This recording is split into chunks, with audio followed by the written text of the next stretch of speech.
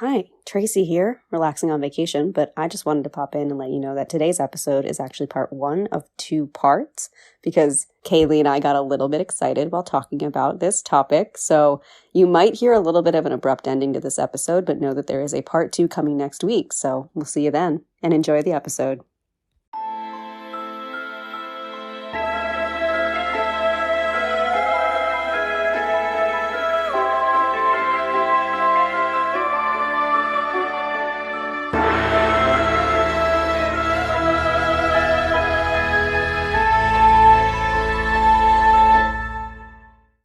One of my favorite bits is when people I know who are in the computer science industry will try to click on something or download something like, oh, what do you need, a computer science degree to do this? God! And I think it's funny every time to me. It is, because I love those very specialized skills of I'm a fucking rocket scientist, why can't I? Yeah. Can't reset my router. Oh, I think that all the time. I have a computer science degree, I work in IT, and I'm the first person to get confused when my router goes out. It's wild. Sometimes when you catch up with a friend, you talk about how people's lives are going. And then other times you catch up with a friend like Kailey and you immediately go into why capitalism is bad. And that's why I love getting to connect with you, Kailey. Whee! Burn it all down! Honestly, yes. It's late stage capitalism. Who's it working for? No one. No one. Let's try it again. Start from zero. Yeah, the French, I want to do what the French do all the time at this point. And honestly, doing research for this podcast, I feel that way more. And I didn't think it was possible. Ooh, last time you were on this show, we talked about French and how a lot of people in your family speak it, but you don't. Yeah. Swear words and commands. French scares me. Yeah, it's just because 6 letters are actually just one sound, usually. And then I grew up around Quebecois French, which is very different French. Mm-hmm. So I also speak, if I am able to speak French a little bit, it's with an incomprehensible accent. All right, what's one of your favorite commands? Mom would get angry when we were growing up, or she'd get frustrated and switch languages without noticing. Oh, so we had to, that's why I learned, but I learned the things that you would tell a kid, touche pas, or arrête, or de me t'essuyer, or manger-le. It's eat, don't touch that, stop, let's go. I watched you do that knowing no French, but with full-on cartoon hard eyes of oh, it's so pretty, as you're saying, sit down, eat. I'm beautiful language. Such a good language. It's so good to be, and it's that moment of you're little. And there's an angry lady yelling in a different language at you. And you're is it, get up, sit down, stop. Is it, oh, shoes, okay. I get there eventually. And she would get more frustrated and still not realize that she had switched. So she'd be why aren't you listening to me? And I'm because you switched languages and I barely speak English. I'm still learning to talk. God, I think sometimes that's how my dog must feel when I'm trying to train him. And he's I want to please you, but I truly don't understand what you're asking for. What? What is this? Please. Although the real joke is that my dog has any interest in pleasing me. That he is way too independent. My dog is like your cat, Kailey. Because I was going to say, wait a minute. But Lola... But my cat has every interest in pleasing me. Yes, my cat is like a dog. And my dog he's like a cat in the sense he's the king of the castle. He's not interested in pleasing you. He just wants to do his own thing. But he's got a very sunny personality, which I would say Wednesday, I don't know that I'd describe as very sunny. No. I've taken to calling her just a little gargoyle, because that's really all what she does is she just goes to different places to perch and stare and glare. With that wide look where they're just seeing into your soul, because Lola does that too. Oh, absolutely. But she'll get little angry eyebrows almost, where it's a real glare. I'm what did I do? I didn't do anything. I just walked into the room. I stepped on the floor where you could see me.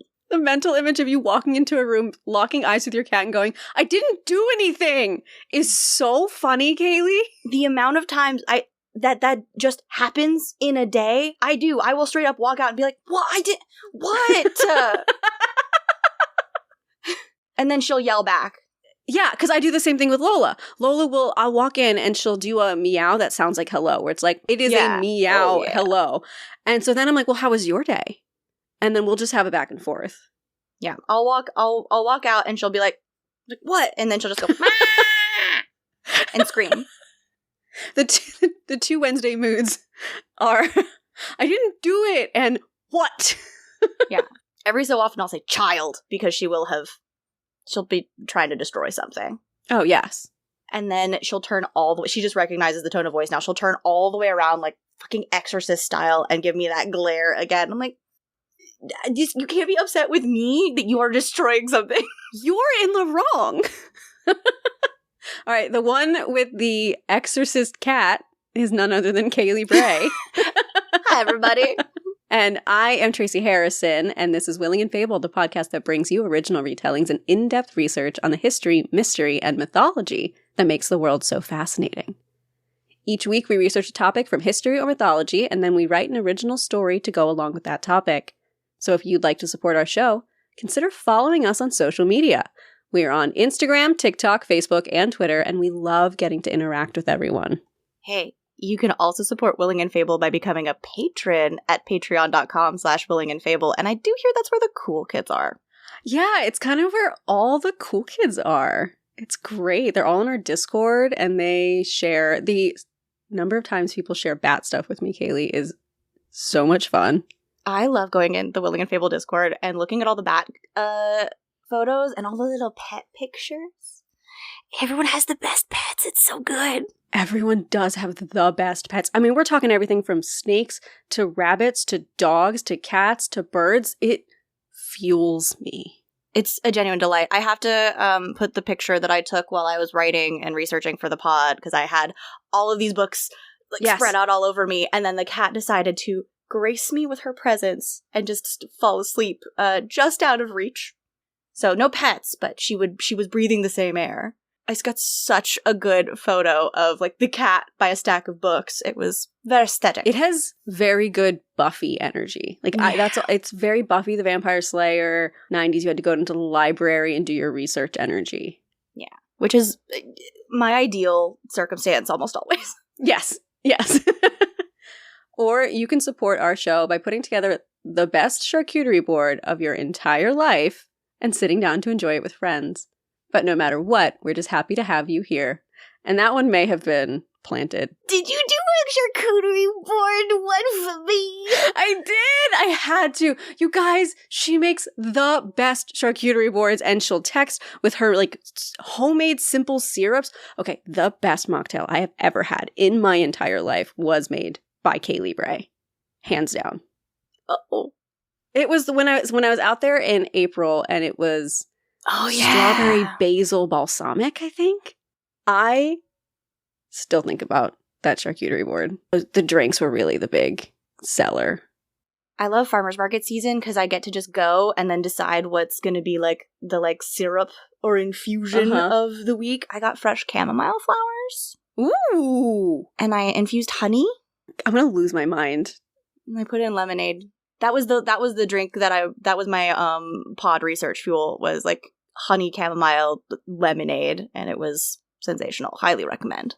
This is so inspiring for me to want to go and make a lot of infusions and stuff. What I've been doing is taking fresh watermelon, lemonade, and ice and blending it together until it's a slushy consistency. That sounds amazing.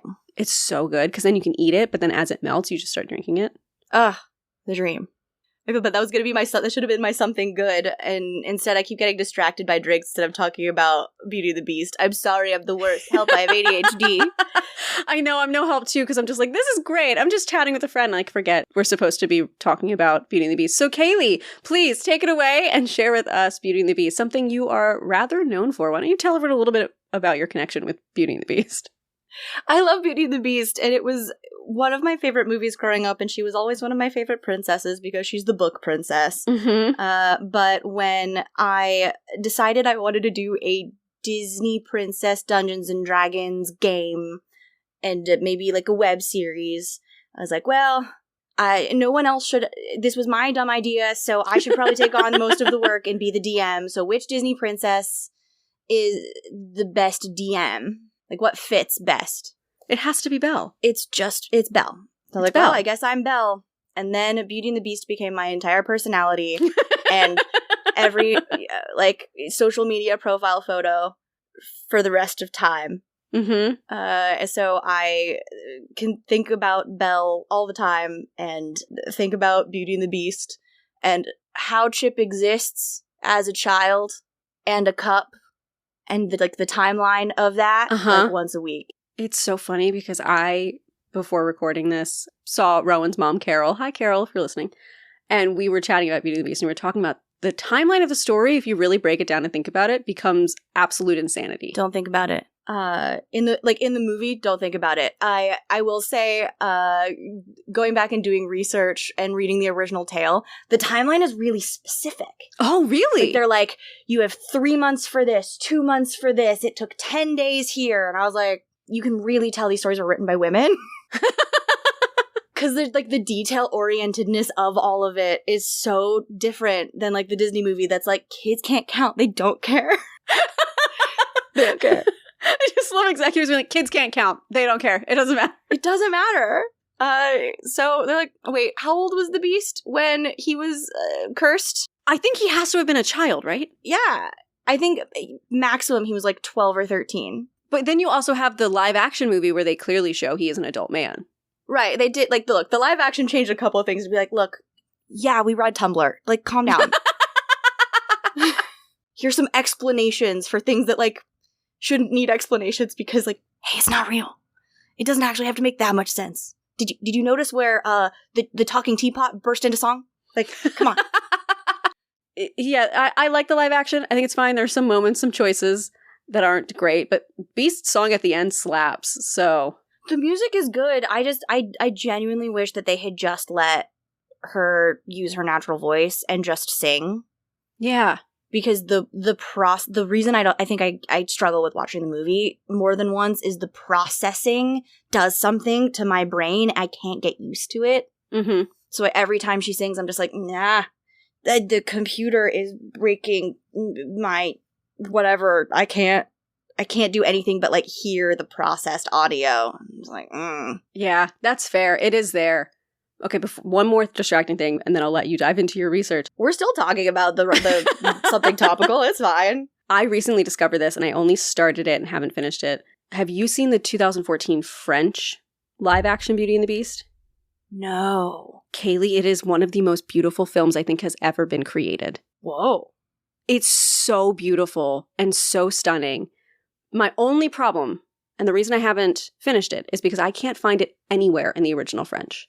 I just want to watch it in the original French with subtitles, and all you can find or buy or get online are English dubs, which is extremely distracting. Yeah.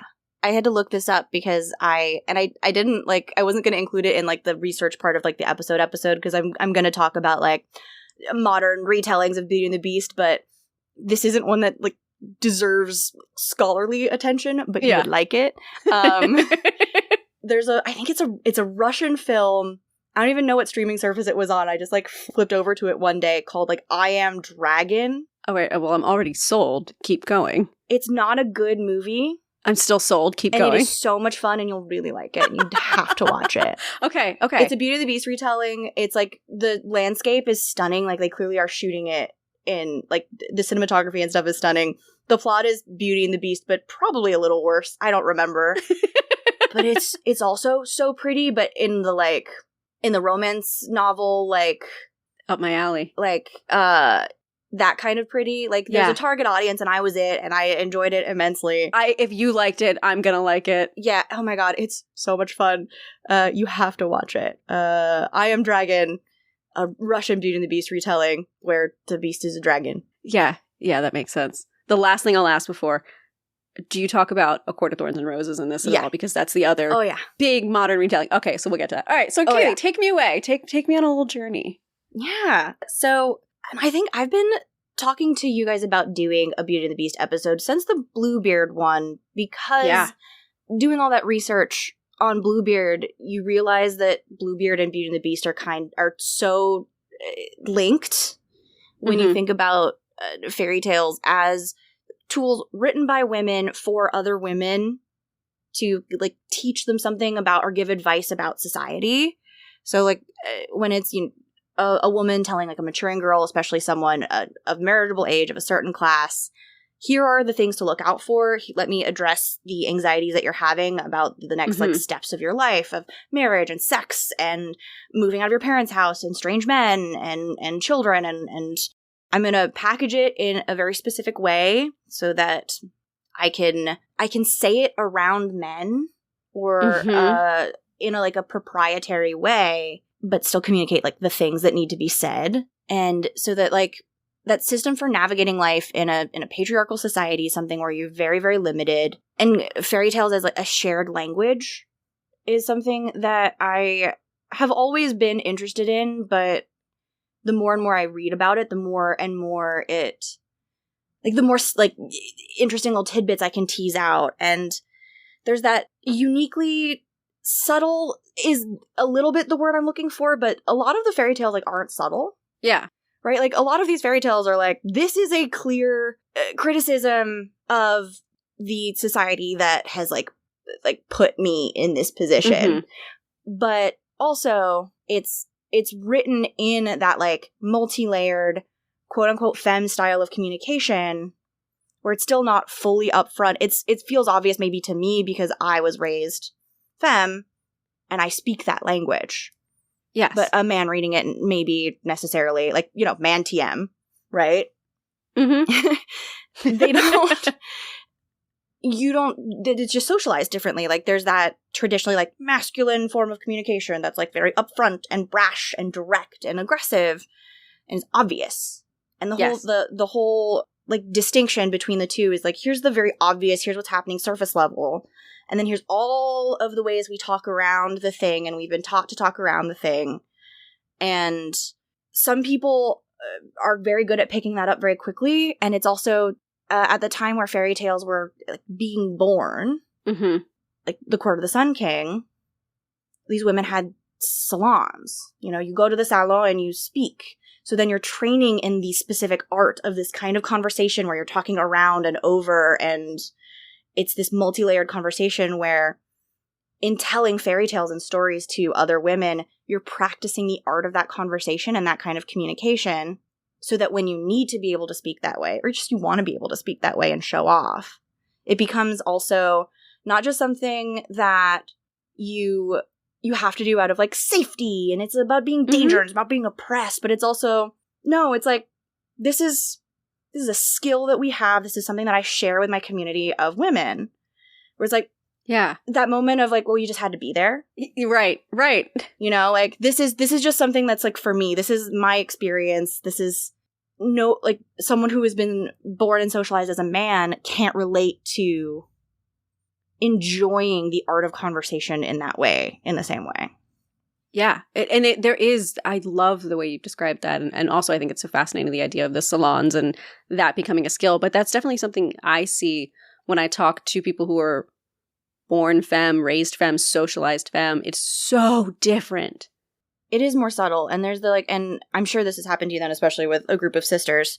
Because I was also raised around like a big like family group that was mostly women. Is you're having a conversation in a group of femmes and then someone joins the conversation, a cis man joins the conversation, and then everybody just shifts the way that they're talking. Oh, yeah, absolutely. Like, seamlessly, sometimes unconsciously, it's just like an instinct. And it could be a friend, it could be a family member, it doesn't matter. Like, it's not like they're like an intruder, right? But there's this, when it's not about safety and it's a little bit like, oh, I'm just assuming that this person is not going to be able to keep up with the way that I was just speaking. Like, they're not going to get it. I need to simplify everything, be a little bit more direct, you know? The like conversation style version of I'm going to use little words. Yeah.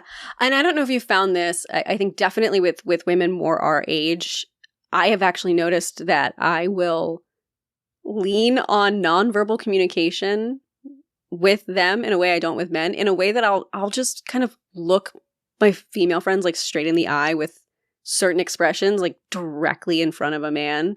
And they knowing don't is not notice. They never pick it up. They never pick it up. And it's really helpful because it's also helpful in a get me out of this situation way, or this is ridiculous, or like it just little ways. A woman can look me in the eye and widen her eyes a fraction And I will know exactly what it means and understand the context of it. And it's something I feel like, I don't know if I was taught that. Like, explicitly. I know I wasn't taught that. Absolutely. It's just, you pick it up, and that's something that I think people who are raised as women are taught to, like, pick things up in a different way. And I talk about this a little bit later about, like, mask communication versus femme communication, and mask communication being centered around, like, the individual and the individual goal. And, like, that's where that kind of, like, communication style comes from. And then learning to communicate as a femme person and it being more environment centered. Everything has a context. So when you start to communicate, you know, where you are, you can reference, like, I find femme communication, especially now with, like, the influx of things like TikTok, really self-referential, where, like, you are referencing shared experiences and jokes and, like, memes.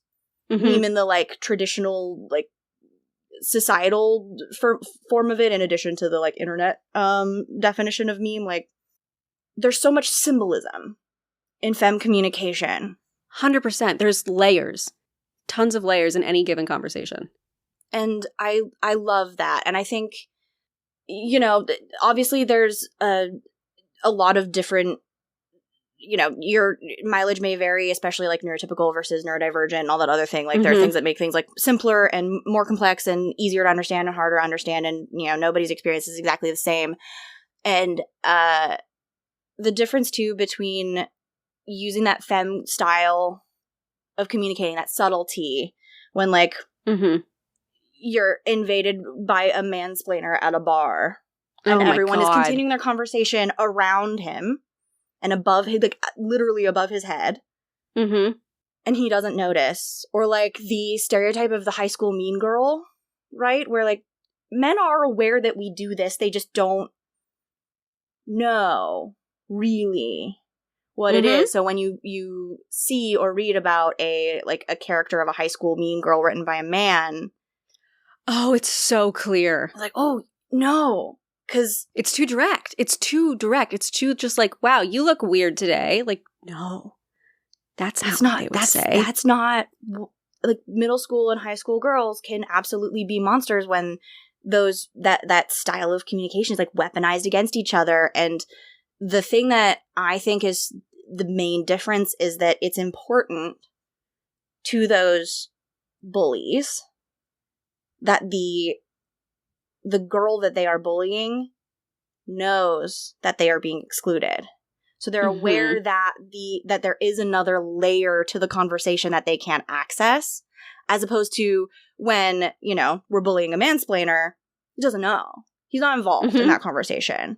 Where, like, as a middle school girl, like, the awareness of being excluded is, like, the worst violence that could happen to me. Oh my God. As, like, an 8th grader, I'm like, ugh. And that's the difference. That and knowing that what was being said to you is mean, but saying out loud that it's mean makes you sound a little bit crazy, where they're like, oh, they said I made some interesting choices today. And you're like, no, like, right. That wasn't just, like, a cute commentary, but obviously, like, nothing's wrong. They just said you made some interesting choices today. And yet it guts you to the core. And I find it so wild. And that's, that style of communicating with other women was also included in the salon and the fairy tales written by women. There was so much in the stories created by women for other women that included that, like, femme on femme violence in that way. Oh, yeah. That men cut out. They're like, this isn't relevant. When they, like, adapted them into other stories. And, like, that was always the big thing for me, and I'll address this later, like, with some specific examples, because I was like, that's how you know that the story written by a woman was edited and adapted by a man, because he cut out one of the most important things that women were teaching each other, which was there are a lot of different kinds of enemies that you are going to face and difficulties and challenges that you're going to face as a woman, and you have to also be aware that other women will be weaponized against you because the patriarchy is bad. Yes. Yes. Oh, man. Okay, this just got me so excited to hear more because it never occurred to me to dig into the way that the men who've made famous all of these fairy tales may have changed or left out stories. And I'm not going to pretend that the main heads of, people who wrote fairy tales came up with them all on their own necessarily. We've talked about it before. There were likely oral stories from many different cultures all over the world that they're pulling from. And what would those women have said to help guide and raise the younger generations is so interesting. Because we talk about fairy tales as cautionary tales a lot and as ways to teach children. But that's not the only thing they're doing. It isn't the only thing that they're doing, but I'm glad you guys talk about that so often because Beauty and the Beast is one of the ones that you actually can track the evolution of how fairy tales became more didactic cautionary tales through Beauty and the Beast. Ooh, oh, interesting. Technically, Beauty and the Beast was written by a woman who was in the second wave of feminist fairy tale authors in France. Mm-hmm. So she was writing stuff down from the oral storytelling that was achieved in the salon, and then but Beauty and the Beast specifically transformed that into a different thing, and then it was readapted and simplified by another woman to become more didactic. Okay. And then that changed everything. And is the second version the one that we now know, the more simplified? The second version is the most commonly told one across the board. Okay. Which actually, I had to even simplify it a little bit more because it is a little long. But this is the version, the simplified version that was written down by a French novelist and a governess. Her name is Jean-Marie Le Prince Beaumont. Ooh. Because everybody at this time had 11 names. At least. Add another one on just for safety. Right? And so this is the most commonly told version, the fairy tale version, which will still feel different than the Disney version. Goes a little something like this. Once there was a wealthy merchant with 6 children, 3 sons, 3 daughters.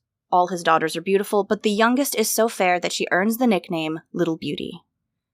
Beauty grows to be a humble, kind, generous young woman who loves to read and is devoted to her family. Her sisters, on the other hand, while beautiful, are haughty and greedy, put on airs, and are always jealous of Beauty.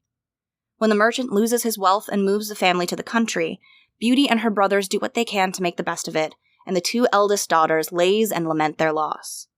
The merchant gets word that one of his ships has returned to port and journeys to meet it. Thinking their wealth is returning, the 2 eldest daughters demand he bring back fine clothes and jewels as gifts. When prompted to ask for a gift of her own, Beauty simply asks for a rose if he finds one on his way, as they are rare in these parts in the country. The journey, unfortunately, proves itself to be fruitless, and the merchant heads home as poor as ever and gets hopelessly lost.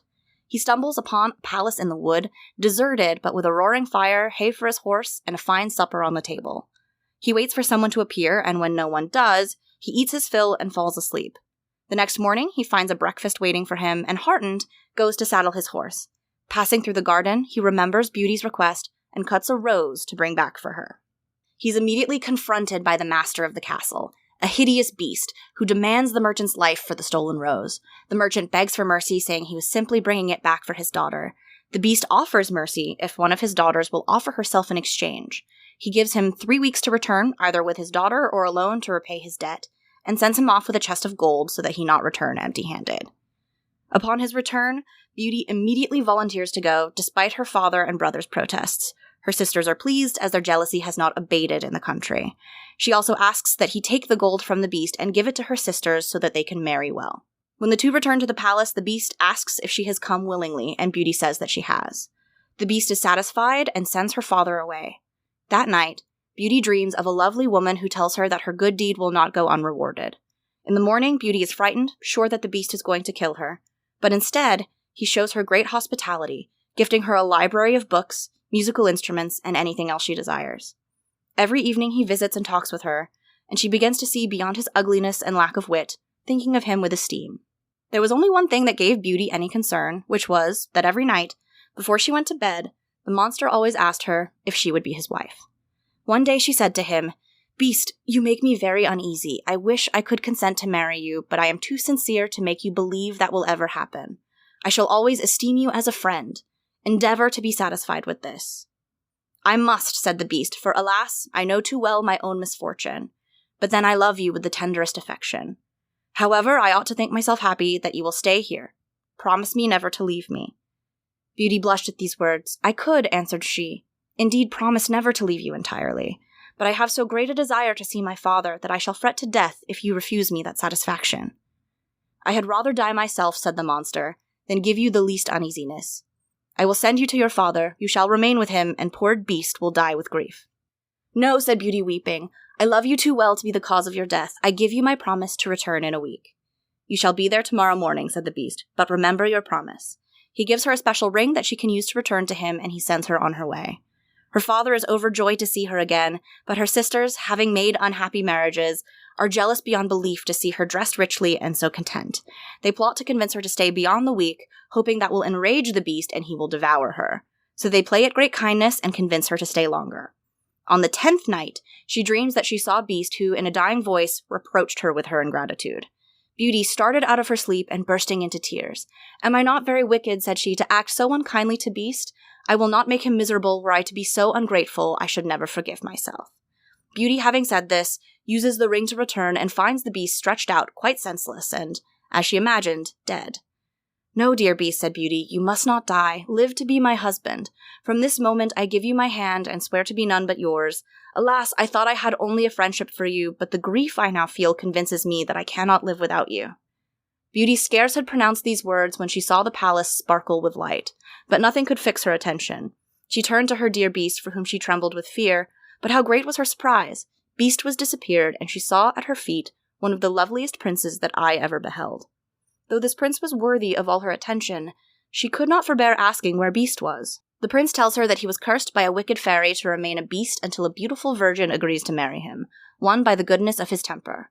He offers her his crown, and they go into the castle to see her whole family, and the beautiful lady she dreamed about the first night at the palace.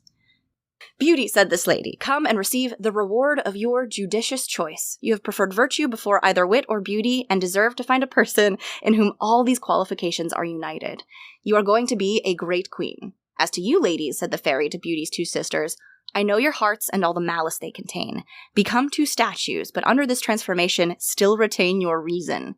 You shall stand before your sister's palace gate, and be it your punishment to behold her happiness, and it will not be in your power to return to your former state until you own your faults." Immediately the fairy gave a stroke with her wand, and in a moment all that were in the hall were transported into the prince's dominions. His subjects received him with joy, he married Beauty and lived with her many years, and their happiness, as it was founded on virtue, was complete. So this is definitely the version that the 2014 French film bases their story off of, because I remember being very confused. It starts out and I was like, is Belle the youngest of 6 kids? Yes. Yeah. Yes, she is. Well, in the original version, she's the youngest of 12. Ooh. That is so many children. De Beaumont adapted and simplified and abridged a novella, like a full novel, basically, that was written by Gabriel Suzanne Barbeau de Villeneuve, I think, ish. Sorry, France, I'm Quebecois. Called La Belle et la Bête, right? So... Right.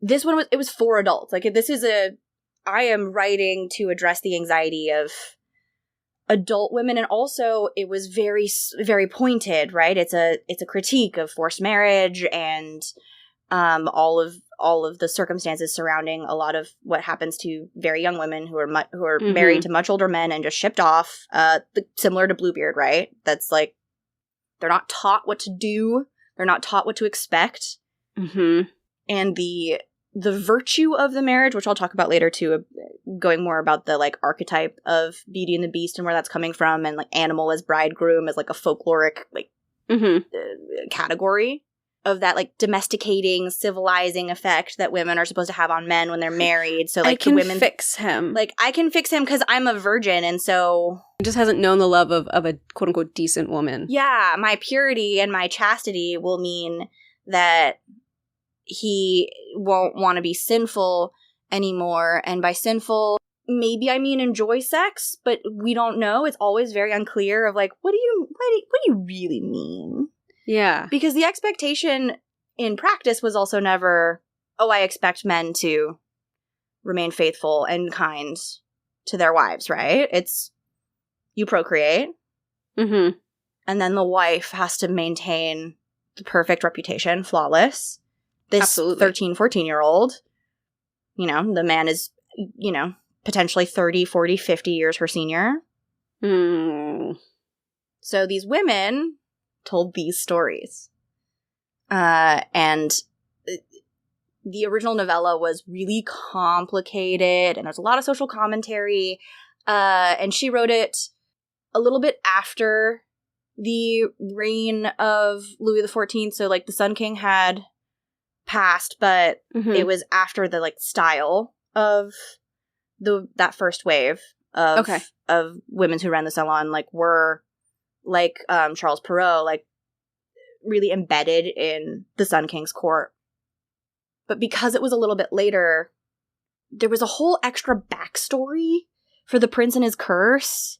Oh, in the original story. In the original story, like, his dad died, and his mother, the queen, who I think they, like, coded kind of like Amazonian, had to go fight wars. So she left him in the care of this old evil, this old fairy who ended up being evil. And so she raised him and then tried to seduce him, and he refused to marry her. And I feel like marry is probably a censored version of what Villeneuve actually wrote. So she turned him into a beast. Oh my god. So potentially in the original version, the beast is a victim of sexual assault. That is supposed to be, that's like the very first like iteration of this one specifically. So he could only be rescued by someone who had completely pure intentions. Wow. But also because it was this period of time in France when the lovely woman who was the queen arrived, who was a different lovely woman than the one she was dreaming about, because there always has to be a good fairy and a bad fairy, so she was dreaming about a good fairy probably. Yeah. Again, this was like a long story. It was really convoluted, and she would like go off on all these crazy tangents, all these like wild tangents about other things, like the like, they would play croquet and she would like go through the actual, like, she was just doing what she wanted. Too much. Yeah. She was probably paid by the word. Who knows? Probably. A lot of them were at this point. Right? But Beauty also had to have like a secret noble birth thing. So she was the daughter of the fairy's sister. Okay. Or it was someone who's like the fairy's sister and the queen's brother, because incest is fine as long as they have noble blood. That part is hard to kind of parse, but they had, for whatever reason, she has some kind of secret noble background and then was like changelinged into like to replace one of the merchant's dead daughters. Oh, okay. So then she's allowed to marry, and so like the queen was like, "You're a merchant's daughter. You can't marry the prince." And the fairy's like, "Don't worry, just kidding. She's actually a princess. She's actually like, don't worry about it. She's a princess. They can get married." That was the only thing that was keeping them from being married, was her being a princess. My God. So that's the original. The first one that was written down. Mm-hmm. So it originated as a novella. Inspired by the like oral tales of the first wave of French fairy tale writers, including, and I'll talk about her later because I'm obsessed with her, Madame d'Aulnoy. Okay. Who's the first person to, like, she coined the term fairy tale. Oh, I think Rowan said that fact in the Sleeping Beauty episode, but I don't think we dove too much into Madame d'Aulnoy. And if it was, Sleeping Beauty was like episode 4, so I'm excited. I don't think you talked about her, so I'm so excited to talk to you about her because you would remember if you had talked about her. Okay. Because she's so interesting. Mostly because really excited. no one knows how much of her life is actually made up. Oh, that's fun. Because she was so good at writing fairy tales that when she needed money, she wrote memoirs, like quote-unquote memoirs, that like turned out to all be made up. That is so fun. So she's got this like, they're like, who is she? I'm like, mm-hmm. Yeah, who knows? Like, and the stuff that's provable is so wild that they're like, eh. So there's provable stuff in there that's like, yeah, we do know this happened, and it is a wild story. Okay, hold on. I'm going to stop interrupting it. Sit back, and I'm very excited to learn about this woman. It's great. So like that was drawn from her stories, which she wrote a ton of animal as bridegroom stories because she was forced into a marriage young and it was awful. So she was obsessed with the genre. It was kind of an escape for, hey, in this version of the story, when she has to marry a monster, he's actually a wonderful person and a prince. And yeah, in my life, I married a monster and he was just a monster. This, and I'm so glad you said that because I'm going to kind of go into it a little bit more and all the different ways and how this genre has evolved and changed and what it means to us now. But like, this was one of the original like feminist escapist fantasies. Yeah, that makes sense. In a way that it wasn't sanitized, it was incredibly topical, and it was a woman screaming into the void. Yeah. Next to other women also screaming into the void. And, like, some of it is instructional, but, like, this one specifically, and a lot of the stories from her predecessors, they were more addressing the issues of society, like, and commiserating, as opposed to being like, this is how you deal with it. Mm. But when de Beaumont got her hands on Beauty and the Beast, she wasn't a noblewoman. She was a governess. So she cut out the secret nobility. It didn't matter to her. Yeah. So Belle's just a merchant's daughter. Yeah. And she simplified a ton of stuff. She's like, you don't need 11 other siblings. Like, calm down. Like, cut all the complicated backstory out. Like, really simplified and made things very archetypical so that it could be a morality tale that she could share with her bright young ladies. Yeah. And address the anxieties that they had at the time. So you can, like, watch just the abridgment from the original La Belle et la Bête to de Beaumont's La Belle et la Bête. Much shorter, much clearer, much simpler, and really intentional. Like, and she cut out a lot of, like, extra sex and violence that was part of the, like, novella, because that was what, you know, it's just a different audience for that book. Yeah. But that was one of the first instances of that we can like see of a complicated tale being reformed to start really leaning into what the fairy tales became, which is that like didactic, cautionary, educational morality tale that a lot of other women picked up because in these salons and writing letters and socializing together in these communities, they learned that that's how you can practice that art of conversation and communicate with each other. Even if you're not in the same room, you can send each other stories or write stories for each other. Yeah. To keep you safe, teach you about the world, protect your daughters, educate your daughters, that men just won't. Yeah, they won't clock it. It's just a story. They won't clock it. And a lot of men also considered fairy tales who didn't have a lot of women in their life or respect women, which was a lot of them at the time, because you didn't need to in the same way. Yeah, yeah. They thought fairy tales were for children or for poor people, like the uneducated, people who couldn't read, so they needed to have oral traditions. Oh, well, that sounds like something they would say about oral traditions. So women were like, great, yeah, these fairy tales, so silly and for not for smart. Not for big, strong, smart man like you. And then I'm going to write a whole book of fairy tales about how men are trash. Like, I mean, just take a look at the modern romance genre and how women created an entire genre. We're going to take it stereotypically. Women created an entire genre about how they want men to treat them, and men laugh at it. Yeah. It started with these women in the court of the Sun King. Yeah. It started with fairy tales, and that was their escapist fantasy. And then that tradition has been passed down, and it absolutely became the Harlequin romance. Yeah. you can see a clear line. Which is, I just think, very cool, because it's fun to watch the evolution of what escapism really means. Mm-hmm.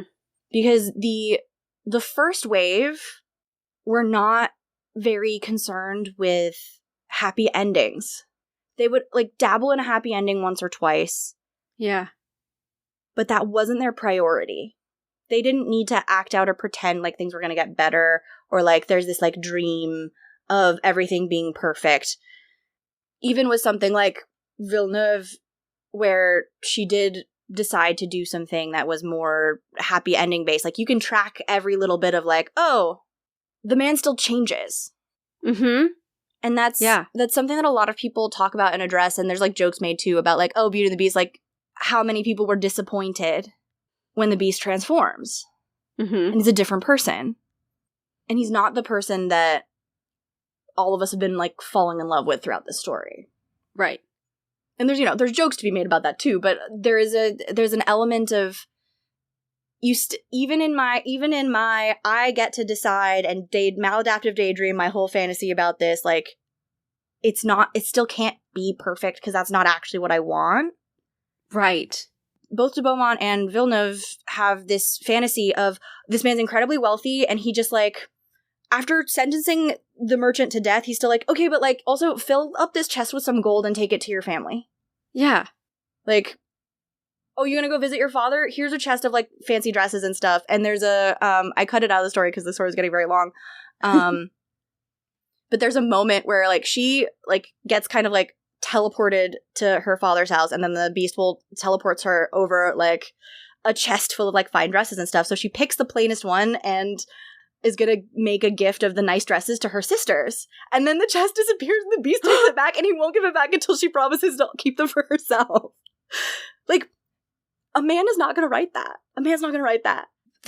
Listen, how much time do we have to talk about romance novels and tropes and all that? Because, no, a man would never write that. The idea of Beauty and the Beast is such a, quote-unquote, like, this is the female gaze story, because the thing that you fall in love with isn't a big, strong man in his, I don't know, skimpy clothes with his big muscle. Like, it has nothing to do, it has nothing even to do with, like, he's the big, strong protector. He's a good person and a kind person, and he treats you well, and you find things about him to love that make you fall in love with the whole character, not just a physicality. And, like, that's not a story that I see men writing. And there's jokes, and even now on TikTok and online, of, like, reading a romance novel, be like, oh crap, is this written by a woman? Oh yeah, okay, cool, yeah. Cool, okay. Like, we love a man written by a woman. It's, everybody knows that, especially now, and TikTok has made that just extra fun to, like, play around in that genre. And, like, I got to play around in that genre a little bit doing Salt and Serpent, and getting to, like, embody a male character, the kind of male character that I'd never have played before. It was so much fun. You broke the internet a little bit. There was there were GIFs, there were videos, there was a fan fiction, I believe. There's a lot of fan fiction. But, like, also, let's be a little bit fair here. Rowan made it was a little bit Hades Persephone, but what is Hades Persephone but a Beauty and the Beast? I agree. The big, like, accepted, like, first animal is bridegroom Greek myth that everything kind of trickled down from is the Cupid Psyche story. But come on.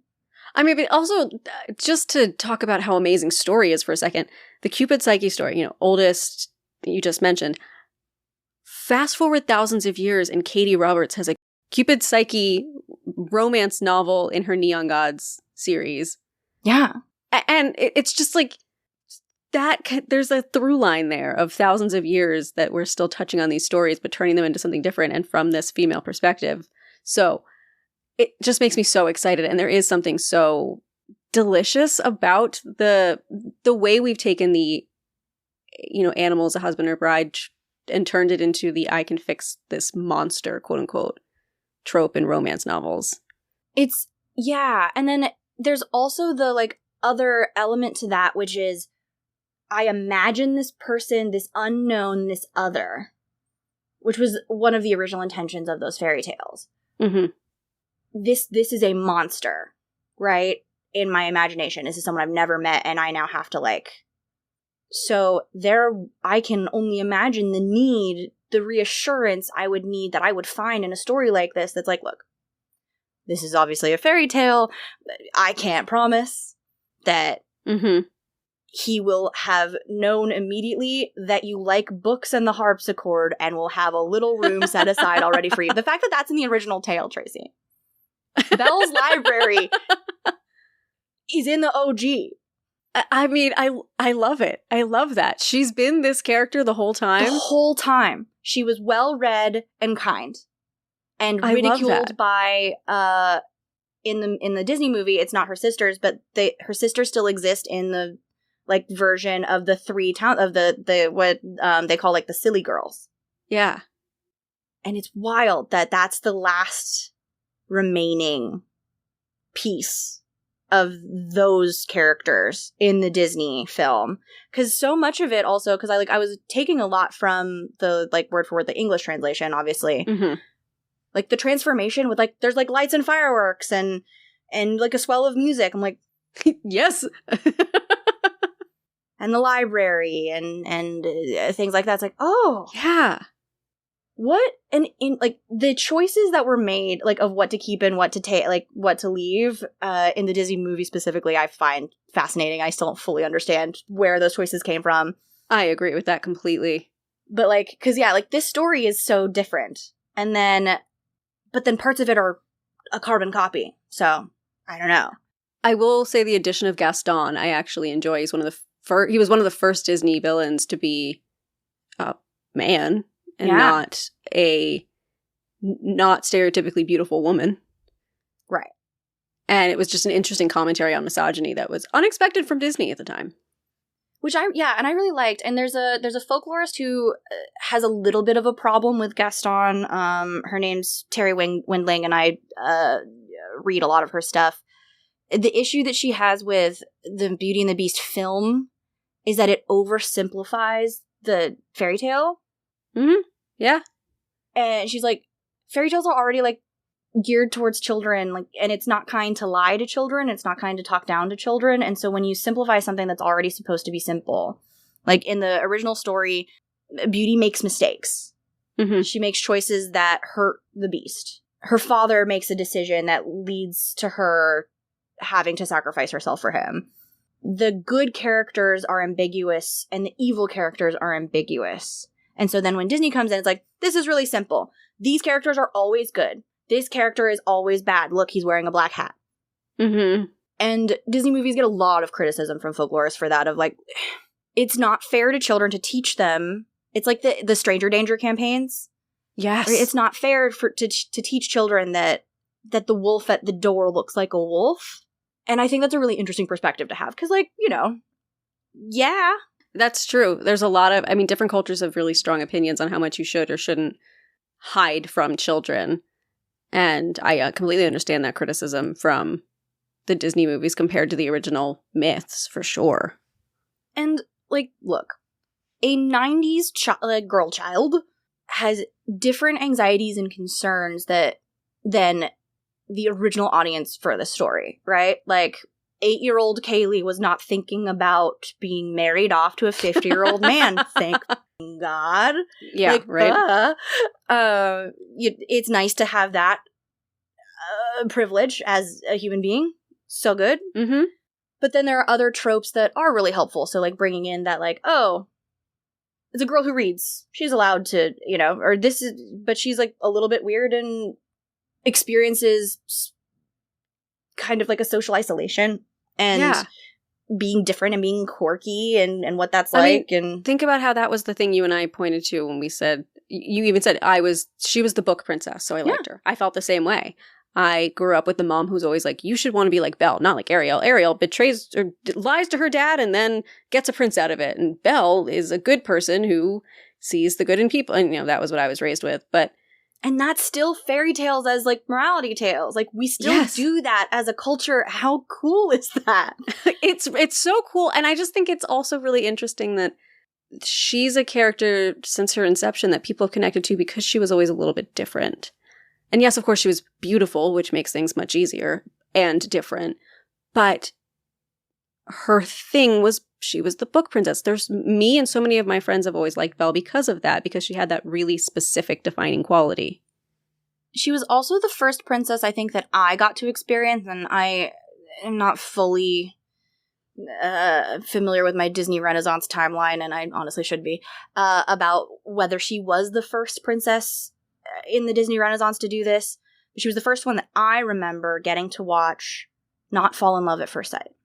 And as a baby asexual, getting to identify with a princess who developed a relationship by time and connection and shared interest, I was like, oh, that's an option? that, I relate to that more. Yeah. I mean, and then not to take us out of the Disney canon and into a different canon, but Anastasia with Anastasia and Dimitri and the enemies to lovers slow burn, and you can get to know someone and really care about them as a person. It's just a different type of story that's being told compared to, Little Mermaid's love at first sight, Cinderella's love at first sight, Sleeping Beauty's love at first sight. Right. The other one would be like Mulan, isn't? Mulan is another. Mulan was the other, is like the other one I always think of as like, oh yeah, no, that makes sense. You like went to war with someone and bonded. Yeah. Okay. What do the other princesses have as their thing aside from Merida has archery and being independent? Rapunzel, is an paints artist. And yeah. Rapunzel does a little bit of everything. Poor kid. They just don't give them a lot of character to be like, I connect with this one, other than like she wears the blue dress and she wears the pre-Disney Renaissance, because there were a lot also less like women involved in the character design and marginalized people in the character design. You see the like sanitized, teeth taken out, oversimplified, like through the 90s, even like including that, including the Disney film of these kinds of fairy tales. And it started, in my opinion, because even with de Beaumont, like that tale still had something to it. There were the pointed omission of the noble heritage was really important at that time. Yes.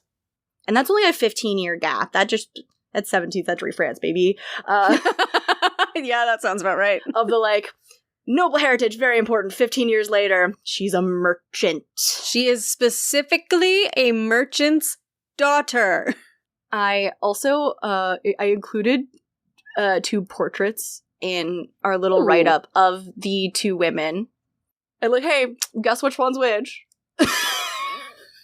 I just need to talk about the fact that the portrait on the left has a little monkey. Why does she have a monkey? Why does she have a monkey? They were really popular in France as pets in the 16th and 17th century, I think it was. Yeah. Even through the 18th. Right. She's a noblewoman, so she gets this kind of portrait, right? Oh yeah. This is so specifically France it has that Marie Antoinette vibe. Yeah. The powdered hair, the florals, it's a soft oil painting. They've got the rosy cheeks and the pink lips, and then there's just this little monkey holding her hand. And then right next to her, this looks like a governess. It's a governess. And it also looks, she's it all in black. She's all really very modestly dressed. There's no softness to this person at all. It's it looks like our version of a staff ID photo. Oh my God, it does. Or a driver's license photo. Yes. Yeah. I mean, she's got a cute little frilly cap. There's a kindness in her eyes, but as soon as you said it looks like this is her work ID. She didn't commission this portrait. Someone is this is our governess. This is our governess. Yes, please have her take her portrait as well. And she's I'm uncomfortable here. Yeah, it has that energy. Very okay. But imagine that woman telling you a story. Oh, I bet it would be amazing. She'd do the voices. Oh, absolutely. She also, de Beaumont would collaborate with some of her older students on storytelling. So she passed down a version of that salon culture and that art of conversation and storytelling to survive to her students from when she moved from France to London to be a governess. Oh, that's cool. So she was translating these stories too, which is so cool. I love her. I love her. She knew what she wanted to do, and she took a story and she just did it. And she's like, this is a tool I need. And then everybody else copied off of her homework for the rest of time? Until today, still. Yeah. It's still happening. And literally hers was one of the first fairy tales that didn't either chronicle the life of like royalty or nobility or the life of a peasant. She was one of the first people ever to write down a fairy tale about a merchant class. It's wild. She changed that lady in her nice little cap changed history and changed the way that we tell stories. She really did, because this is such a I would say this and Cinderella are two so easily understandable, foundational fairy tales that impact so many stories. It is such a shorthand to say it's kind of like a Beauty and the Beast retelling. You know immediately what you're getting into. Yeah. And it's interesting to think about the original, like, accepted and, like, the common told versions of Cinderella versus the commonly told versions of Beauty and the Beast. Because Cinderella is attributed to a man. Mm-hmm. And Beauty and the Beast, like, emphatically isn't. And you can tell the difference. Yes. It's so different. And you can see it in the Disney movies even. But, like, those shorthands also of, like, this is the kind of lesson that men think the women need to address their anxieties about it, right? Mm-hmm. And this is the kind of lesson, the morality tale, that women know that they need. The difference comes down to, even when you simplify them, the story is Cinderella, be kind, be caring, be, gentle and loving, and good things will come to you. Even in the most simplified version of Beauty and the Beast is be kind and brave and caring and loving and see past people into who they really are. And, it had that element of be curious and knowledgeable as well. Like, even in its most distilled, still has more than its most distilled version of Cinderella. And I think that's where it ties into. You can see the Beauty and the Beast was born out of this need to explain in the most simplified way how to deal with a terrible husband or even just your fears about a terrible husband. Exactly. And there's like an element also of, because Perrault did this too, where like men telling fairy tales, a lot of them also had good intentions. It wasn't all about like, oh, it's like this is about control and propriety and whatever. Like Perrault also, like, he wrote Little Red Riding Hood. He was like, I've been in rooms with men. I've heard what they say about women. I've heard how they talk about women. I have young women that I am concerned for and feel close to. So let me write a story about the dangers of men who might appear charming and smile and are very dangerous because I have this experience and let me help. Mm-hmm. Which is noble and lovely. Yeah, that's something that people, like men should want to do. But having that extra, like, distance removed, that step distance removed, changes the style of the story so much where, like, if you look at what his actual contemporary, like D'Aulnoy, who wrote very few happy endings, her stories were, like, a lot messier and a lot sharper and more pointed because she didn't have the privilege of perspective in that way. Like, she couldn't remove herself to give, like, a nice, clean, overarching lesson. She's like, no, I'm in this and I can't get out. So this is where, like, it's coming from the middle of it. It doesn't get to be clean. Right. And yeah, I think that's a great way to frame it, of either it didn't get to be clean or she had, I was going to say the privilege of knowledge, but in a lot of cases it's not the privilege of knowledge, but she had knowledge that she could share that just was inherent to her lived experience, as opposed to Perrault, who had lived experience at overhearing things or wanting to share and protect people. But even we say it today, it's one thing for men to know that women are scared to walk alone at night. It's another thing to be scared alone at night and have to live it. Right. And, like, it takes all kinds to change society and protect people. But, seeing those differences just come to life in their work is so interesting, in the way that these artists were attempting to challenge and manage society and help it evolve. And they all just like made different decisions about what was best. Yeah.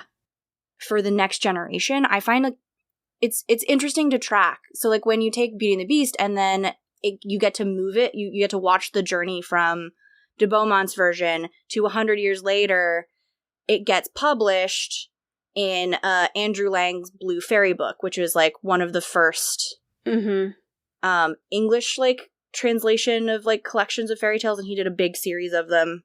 Come to find out, he was taking credit mostly for his wife's work and a bunch of female assistants, because of course he was. Oh my god. Wait, that changes everything though. Because then most of the work for the fairy books is attributed to his wife Leonora, but I think, except for the decisions I disagree with, like the ignorant decisions, because when it was when it was republished in the Blue Fairy book, that's when the sisters got cut out. They didn't get cut out, they were changed. They weren't jealous anymore. What? And I was like, there's no way his wife made that choice. No. That's him. Guaranteed. She probably transcribed and translated and rewrote and drew a lot of it and probably bound it. But I bet she didn't change that, because a woman wouldn't take that part out. It's one of the most important parts of the story. Yes. Well, any woman who's had sisters as well, that connection and the betrayal of someone that is so close to you that you could have just a totally different relationship had things been different, or someone who you would never be close to, aside from the fact that you have to live together, because there's just a lot of dynamics there that are important and are interesting, and dealing with that jealousy and trying to still care despite it feels like something that anyone who's lived that experience would want to keep in. And that was an important part of both original versions, was that the sisters consistently did terrible things to Beauty, and Beauty was, I think there's a line that's like, despite all the years of ill usage, still insisted that her father give the sisters the gold because two men had come courting, and she's like, these, like, my sisters really want marriages and that security, like, please give that to them. And one found a very handsome man who ignored her, and one found a very witty man who was cruel to her.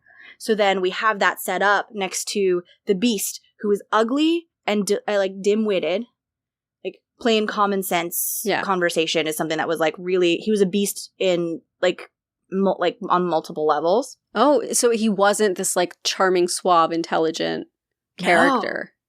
No. Ugly and simple. Interesting. Like would stumble, and he would be very frank and honest. Yeah. But no wit, right? So like, and that like celebrated art of conversation kind of thing that was so popular and then very important in this time. And men did it very differently than women did. So a like frank, upfront, direct, honest man, good man, genuine man, is held up as this romantic hero all of a sudden, that Beauty gets to have this, and I cut it from my like summary of the tale because it's so long. This like big monologue of, look at my sisters, like I can see how unhappy they are, and they have chosen men who are, despite being handsome and witty, they're still incredibly boorish, and I have a monstrous, dim-witted man who loves me and who's good to me, who has taken the time, and she says this in the story, who has taken the time to learn me. Oh my god. I don't know. I have been foolish, and I don't know. I have been cowardly, and I have allowed other people's opinions to sway me, and I'm embarrassed by this choice. I am remorseful of this choice, and I'm going back. So she gets all this agency too. Like, whoa.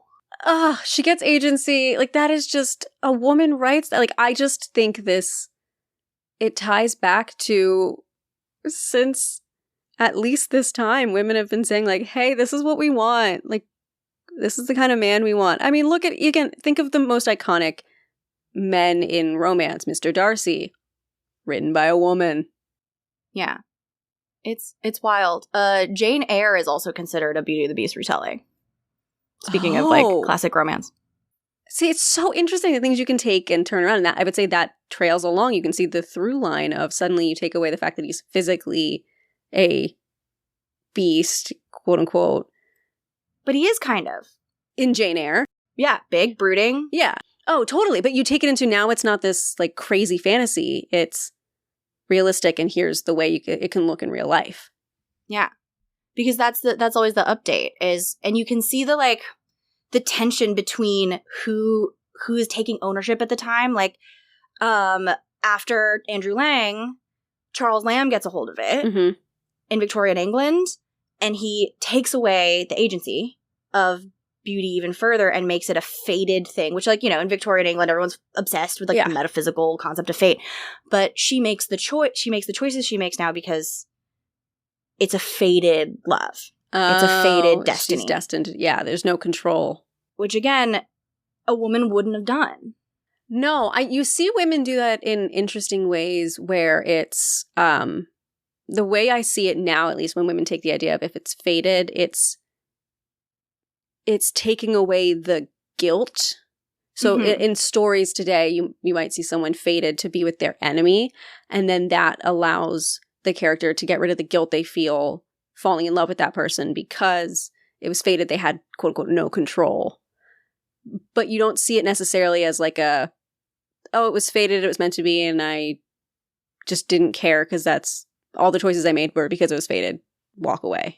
Right. It's like, I volunteered to sacrifice my own life for my father's because it was my destiny. Like, that's a very male gaze way to frame that, as opposed to a lot of stories now, which is like, if we're like a feminine gaze, it's, okay, there's this element of fate, and then I exist in circumstances that are outside of my control, and how do I operate and regain agency when I am in an out of control environment? Because so many femme humans have to deal with that every day, even now. And you can follow that through line all the way through history. Because femme people, women, and marginalized people in general always are a little bit existing in circumstances that are outside of their control. Oh, yeah. I mean, what is it they say that no one knows men better than women? No one knows white people better than marginalized people. Like, you have to, for your own safety, have a perspective on them that they just inherently can't have on themselves. So it changes, in this case, it changes the stories you're going to get, for sure. I love following the path of one story when it is, and I think that there's something about Beauty and the Beast that encourages that push and pull, because it's like, look at the title, it's Beauty Beast. Like, girl versus boys, like... Right. Because then, you know, men will get that story and be like, not all men, though. And it's like, yeah, that's actually. That's the point. Did you read it? Yeah. You know what? Actually, yeah. Yeah. And that's where we're going to pause for this week. And Kailey's going to come back and for next week's episode, tell the rest of the story of Beauty and the Beast, as well as her own version of the story. But for now, thank you all so much for joining us. And remember that stories grow with the telling. So if you like what we do, tell a friend. Or tell a foe. And we'll see you soon. Okay?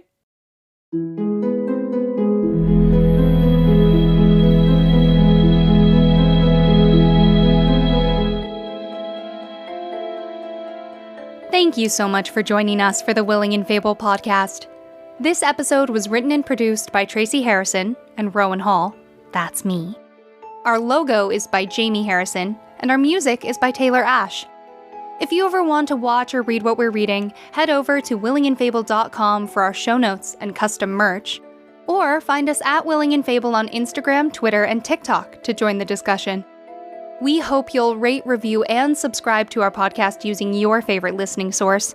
And check out Willing and Fable on Patreon, where we have more than a few surprises for you, including custom artwork, stories, and access to our secret Discord channel.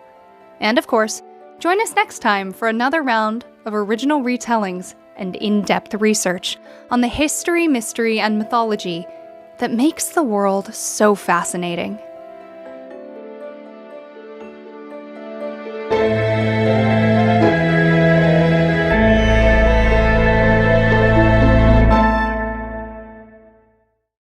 Come and receive the reward of your judicious choice. Oh my god, judicious choice. Listen, Le Prince de Beaumont, calm down. I don't even know what it is in French. I'm just mad.